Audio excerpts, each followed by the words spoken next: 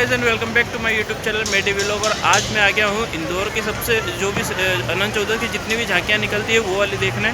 अनंत चौदस के दिन मैं आ नहीं पाया किसी कारणवश, तो अभी सारी झांकियाँ अपने अपनी जगह पर खड़ी है, जैसे मालवा मिल, हुकुमचंद मिल, सभी अपनी अपनी जगह खड़ी है। तो अभी हम सबसे पहले आ गए हैं नगर निगम की झांकी देखने, तो हम यहाँ से शुरुआत करेंगे और मैं आपको सारी झांकियाँ दिखाने वाला हूँ। जो नहीं देख पाया उसको सारी झांकियाँ दिखने वाली है अपने इस यूट्यूब चैनल पर। तो आइए शुरू करते हैं।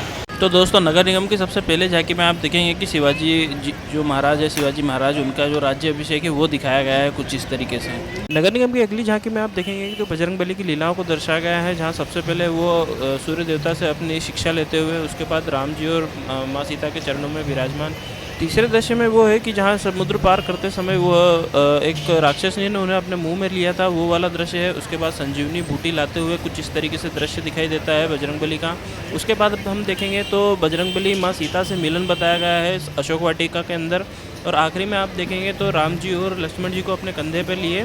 तीसरी झांकी में आप देखेंगे कि पर्यावरण बचाओ के ऊपर बनाई गई है, जिसमें लिखा हुआ है पर्यावरण बचाओ जल बचाओ, और उसमें आप देखेंगे कि जानवर और हरियाली को दर्शाया गया है। और आगे ही आप देखेंगे तो शिवपुत्री माँ नर्मदा को दिखाया गया है, और साथ ही साथ भोलेनाथ जी की भी बहुत आकर्षक मूर्ति है। हम नेक्स्ट झांकी जो है वो आईडीए की झांकी देखने के लिए आए हैं, जो कि कालका माता मंदिर के पहले वाले चौराहे पर है। तो यहाँ पर भी दो झांकियाँ बनी हुई है आईडीए की तरफ से। तो मैं आपको दिखा देता हूँ किस तरीके से झांकियाँ बनी हुई है यहाँ पर आपको सिंहगढ़ का किला देखने को मिल जाता है, साथ ही साथ बाहर ही आपको गणेश जी की मूर्ति इस तरीके से देखने को मिल जाती है। जब हम अंदर चलते हैं तो शिवाजी महाराज का राज्य अभिषेक हमें कुछ इस तरीके से दिखाई देता है, और उनको सिंहासन पर विराजमान भी दिखाया गया है कुछ इस तरीके से।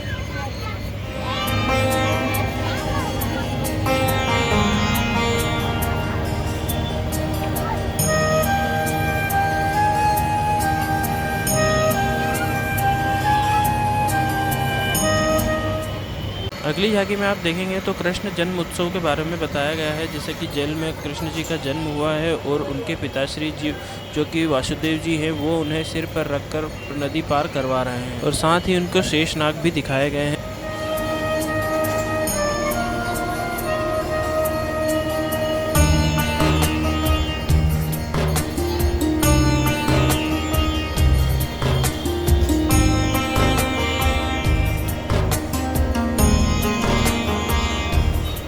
तो दोस्तों, अगली झांकी के लिए हम आ गए हैं कालका माता मंदिर। यहाँ पे भी दो झांकियाँ खड़ी हैं जो कि है स्वदेशी मिल की। तो आइए देख लेते हैं किस तरीके की झांकियाँ हैं। स्वदेशी मिल की पहली झांकी में माँ सीता हरण बताया गया है कि कैसे राम जी स्वर्ण हिरण के पीछे जाते हैं उसे मारने के लिए, और उस दौरान में रावण अपना भेष बदलकर ब्राह्मण के रूप में भिक्षा मांगने आता है, और उसी के दौरान वो सीता माता का हरण करके अपने पुष्पक विमान में ले जाता है। साथ ही साथ ये भी दिखाया गया है कि जटायु किस तरीके से माता सीता के हरण को रोकने की कोशिश करते हैं।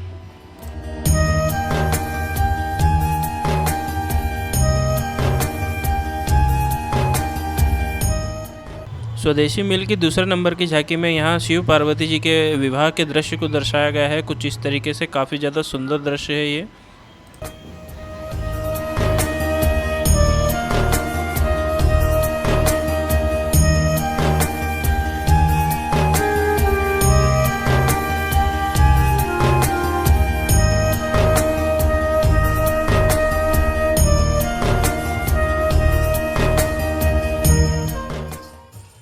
गाइस, अपनी जो नेक्स्ट झांकी है वो है हुकुमचंद मिल की झांकी। तो आइए देख लेते हैं अपन हुकुमचंद मिल की झांकी किस तरीके से बनी हुई है। हुकुमचंद मिल की पहली झांकी में आपको यहाँ सामने गणेश जी देखने को मिल जाते हैं, और ये झांकी जो है वो कृष्ण जी के बाल रूप की झांकी है। तो यहाँ पर कृष्ण जी की बाल लीलाएँ दिखाई गई है, जैसे कि माखन चोरी, गोचरण, और साथ ही साथ यहाँ पर आपको कंसवध भी देखने को मिल जाता है।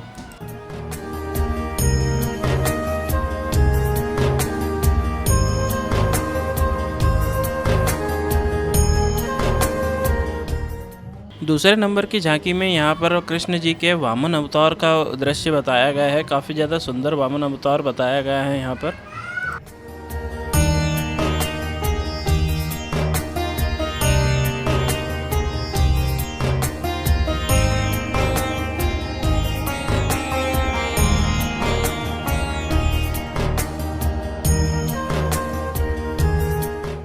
जो अपने नेक्स्ट झांकी है वो है कल्याण मिल की झांकी।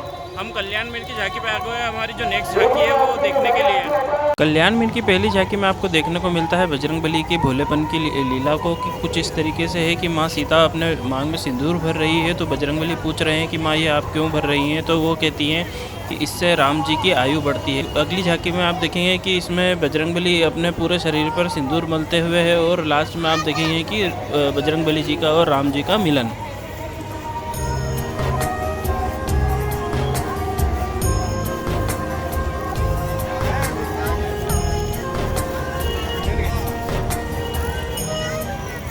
दूसरे नंबर की झांकी में कृष्ण जी बांसुरी बजा रहे हैं और उसी बांसुरी की धुन पर राधा जी और उनकी सखियां हैं मदमस्त होकर नाच रही हैं। अपनी जो नेक्स्ट झांकी है वो है अपना पाटनीपुरा की जो साईं मंदिर है उसकी झांकियां, तो आइए देख लेते हैं। तो दोस्तों साईं मंदिर पे भी 3 झांकियां हैं, जिसमें सबसे पहले कृष्ण रासलीला है, जहां पर कृष्ण जी रासलीला कर रहे हैं, शेषनाग के ऊपर नृत्य कर रहे हैं।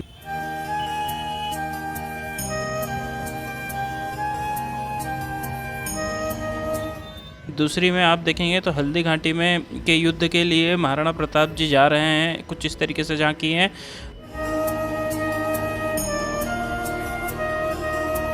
और तीसरी झांकी जो है वो उसमें ब्रजवासियों के साथ कान्हा जी होली खेल रहे हैं।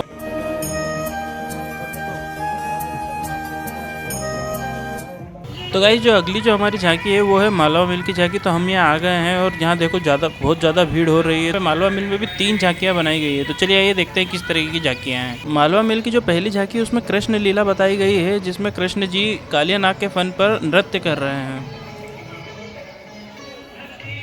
दूसरे नंबर की झांकी में देश के वीरों के बारे में बताया गया है, जैसे महाराणा प्रताप, शिवाजी और रानी लक्ष्मीबाई के बारे में बताया गया है इसमें। मालवा मिल की तीसरी झांकी में राम जी के दरबार के बारे में बताया गया है, जो राम दरबार पर आधारित है। ये हमारी तीसरे नंबर की झांकी।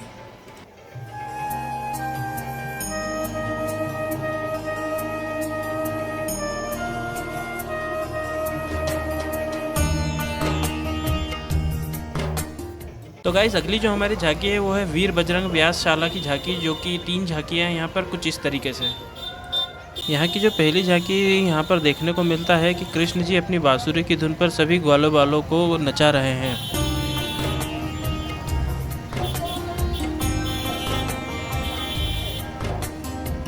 दूसरे नंबर की जो झांकी है यहाँ पर आपको आदिवासी डांस देखने को मिलता है। तो यहाँ पर आदिवासी संस्कृति की आपको एक झलक देखने को मिलती है, जो कि है सबसे अलग।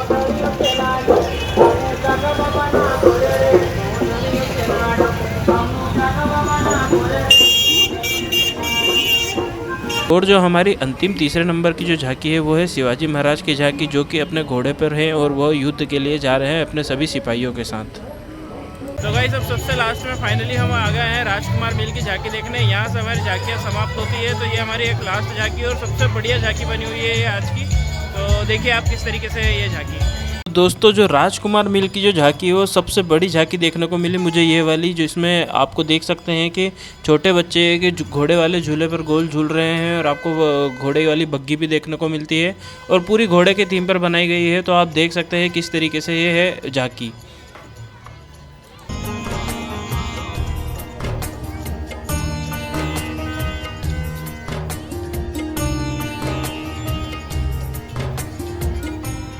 और हमारी जो दूसरी और अंतिम झांकी जो है वो है बाबा श्याम की झांकी, जिसमें बाबा श्याम को अपना सिर दान करते हुए बताया गया है कृष्ण जी को। तो आप देख सकते हैं किस तरीके से कितनी सुंदर झांकी है ये।